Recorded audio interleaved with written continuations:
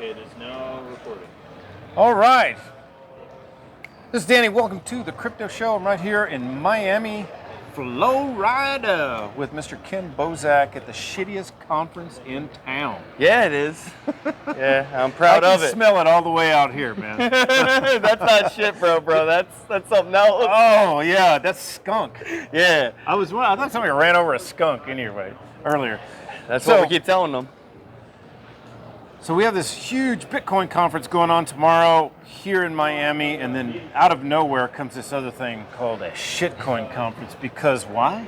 Because we can. Yeah. Fuck maximalism. Because fuck maximalism. It's on the website. So why are we doing this? Because fuck maximalism. Yeah, it's exactly why though. For real. Yeah, it's just. That's not the Satoshi way, you know? I don't think Satoshi's even a maximalist. So to see other people kind of do that just defiles it in my eyes. So I figured the universe needed balancing. There was a Bitcoin maximalist event.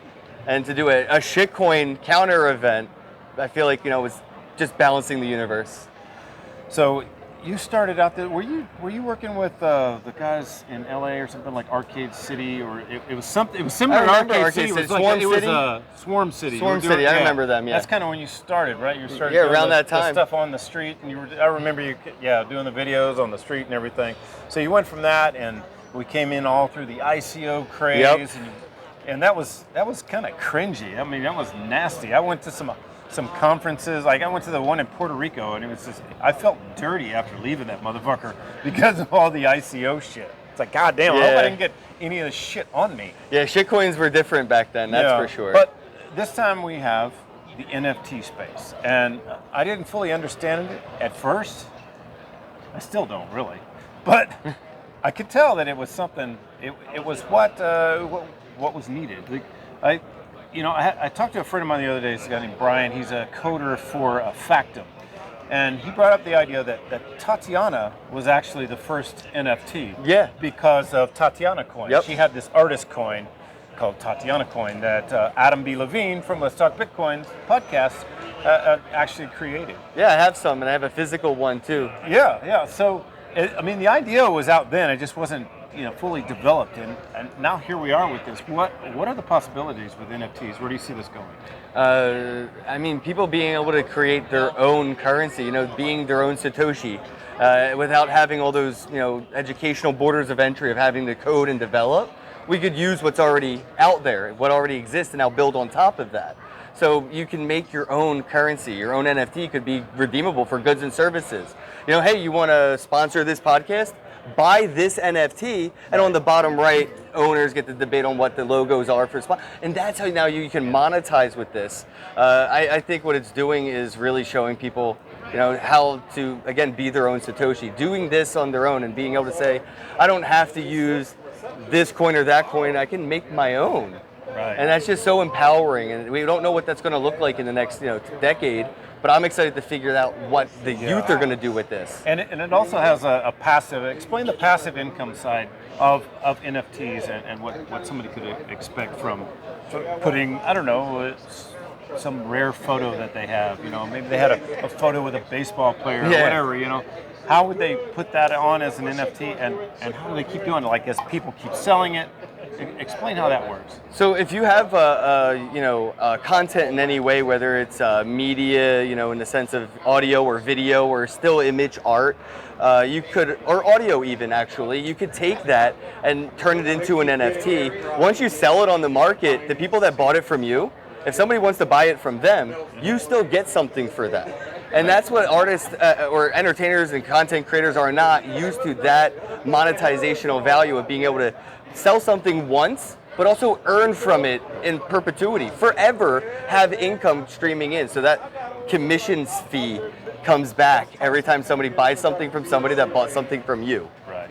Yeah, and like even the YouTube videos, I was listening to some like AM talk show the other day. This dude was talking about it, and obviously he didn't know anything about crypto, but he brought up the idea of how somebody had this YouTube video that had 900 million views. It's like the most viewed video ever of some little boy named Charlie who bit his my brother. finger, He yes. bit my finger. Well, they sold that YouTube video for $721,000, Yes.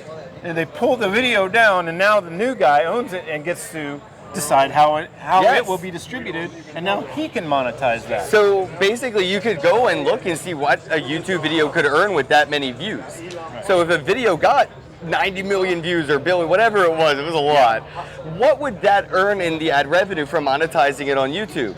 And what they did by deleting it and removing it from YouTube and selling it as an NFT, giving the ownership to somebody else. Now, if they wanted to upload it to YouTube, they're going to be able to earn that monetization, that AdSense revenue. Yeah. So and maybe they'll find a movie that wants to use that in a clip of a movie, right? Right. Because it's nostalgic at this point. It's probably going to pop up in culture somewhere throughout Hollywood, right? So now that you own this NFT, Hollywood's going to have to come to you and ask if they could use that in a scene somewhere. So there's exponential monetization on top of that. Yeah.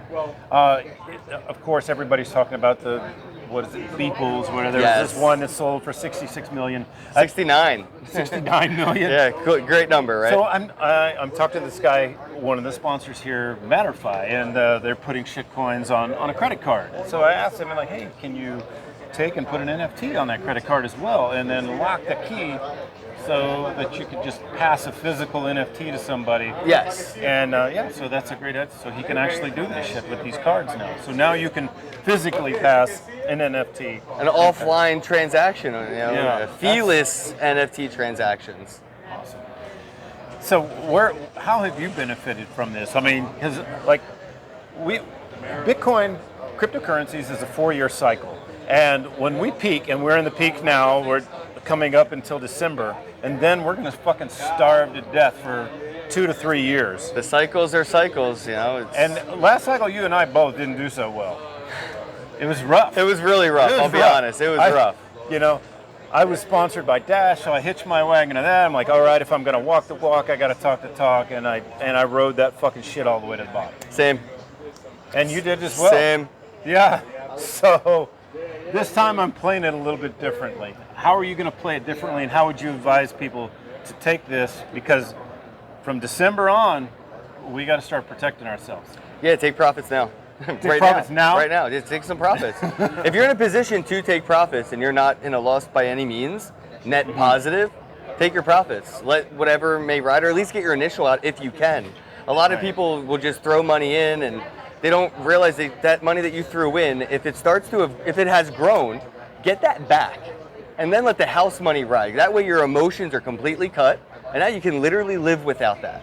And that's how you win in bear markets. So I'm getting myself positioned in a way where my bills are paid for the year, maybe another year in advance. Right. My rent, my phone bill, whatever, everything's paid off. And that way, if market cycles are predictably going to what we assume may happens, I'll be comfortable in that bear market because I won't be emotionally tied to that money, needing it for daily expenses. But there's going to be people that have daily money they need in it, and in a bear market, it's going to be a lot tougher, a lot rougher. So if you can take profit today, you might as well do that. Don't get greedy. Yeah, I have my son. He's off behind the camera here. He's doing NFTs now, and he's staking them. What would you warn him of getting overextended into staking? What would be the danger? I guess right now it would just be the potentials for things to go wrong since this is so new. There's a lot of opportunity, but there's also a lot of risk, right? Risk-reward ratios. And because NFT staking is new as of this year, right? Nobody was staking NFTs and doing any passive, monetization on that till now. So to see a few, maybe even one, our planet really to mention, the one that I know of, it's just so early that anything could go wrong. But if you're in a position to take that risk and ride that potential to the reward, do it. But if not, I wouldn't be putting things in there that you wouldn't sell even if they were worth $1 million, right? So there's art that's out there that people may value as priceless art or priceless NFTs sentimentally, right? Forget the value monetarily. But this is so valuable to you that you would never want to get rid of it for no matter what money. Right. Maybe don't stake that stuff just because the what ifs. But if it's stuff that you can kind of like live without, it's almost like leaving your toys out on the porch in, you know, a bad neighborhood. You don't know if those toys may be there, but you know, if they are, maybe you'll make friends and they'll share their toys with you.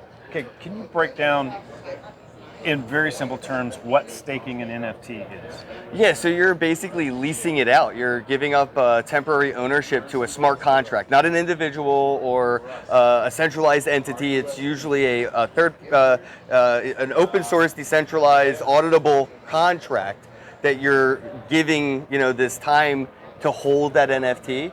And some of it could be locked for like days. So you can, whatever the smart contract determines, whether it's a 3-day stake or instant, you can unstake it right away on our planet and get your NFTs back. So when you're staking an NFT, you're basically leasing it out or renting it out or taking your little toy and putting it in somebody else's toy box. They can't sell it or play with it, but it's just letting them know that they have your attention, you're their friend, and it's almost like the next level of loyalty and rewards points programs.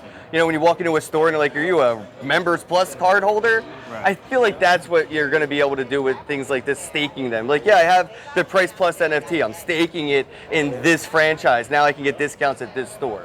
Okay. I think because of the name recognition of Ethereum, people may think that Ethereum is the best place to do NFTs.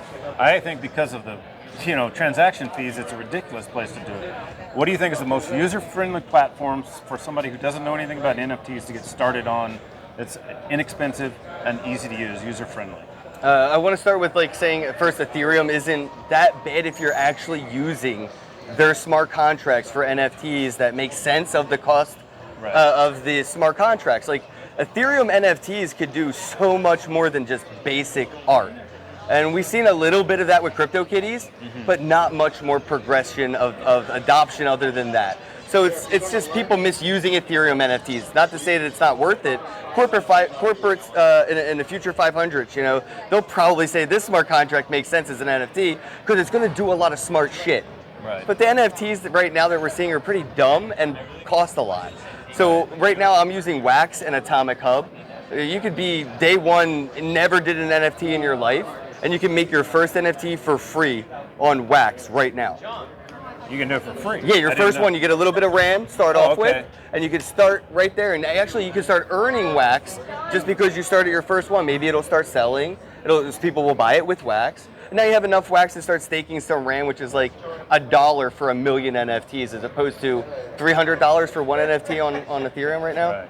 And I guess final, I don't want to take up too much of your time because everybody wants to talk to you. What's the best source for somebody to go and like watch a video, information for somebody who doesn't even know anything about crypto? How do I go and just a good video for them to go and learn how to start an NFT or just how to get into crypto? Well, if you want to get into crypto, thecryptoshow.com. That's one good place to start. And for NFTs, I would probably recommend reaching out to the Just Learn Crypto show, Just Learn Crypto. I've heard of that. They have a lot of NFT education coming out. I don't really do too many tutorials as much, but if you want one-on-one help, kenbosak.com. I do free consultations, 1 hour a day. So any day for free, if you need an hour, I'm willing to help. I think there's some guy with a mustache. I heard he had a good tutorial on it. Crypto Stash, that guy? Yeah, I heard that He does some stuff in NFTs. Yeah. Oh yeah, I heard do. He had a good tutorial. Yeah, Crypto Stash does, and Anders. He has some good videos as well. But yeah, man, there's very few. But if you can sift them out from the TikTok NFT influencers, there's some good ones that have been in this space for years now. So yeah, I definitely would say start there. So definitely check out his podcast, which is Not Another Bitcoin podcast. Oh my God, it's Ken Bosak, or is it kenbosak.com? kenbosak.com and NFTforsale.com. There you have it.